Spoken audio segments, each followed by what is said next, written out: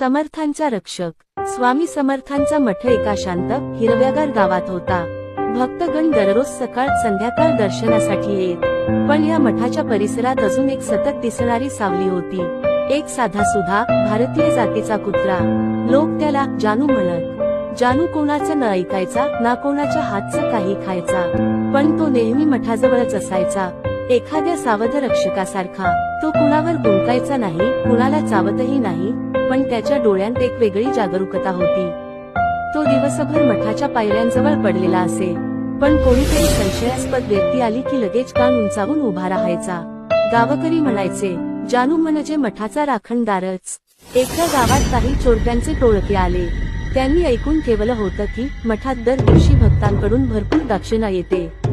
रात्रीच्या अंधारात ते मठाच्या कुंपणावरून आत उतरले, पण त्यांनी पाय मठात टाकला आणि अचानक एक भीषण आवाज अंधार पाडून गेला, जानूचं भुंकणं। जानूने इतकं जोरात भुंकायला सुरुवात केली की संपूर्ण गावात आवाज गेला।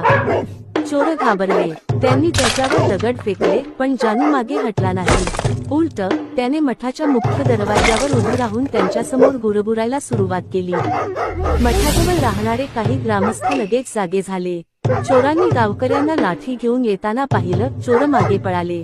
जानूने त्यांचा पाठलाग केला, पण कोणालाही चावलं नाही। केवळ त्याच्या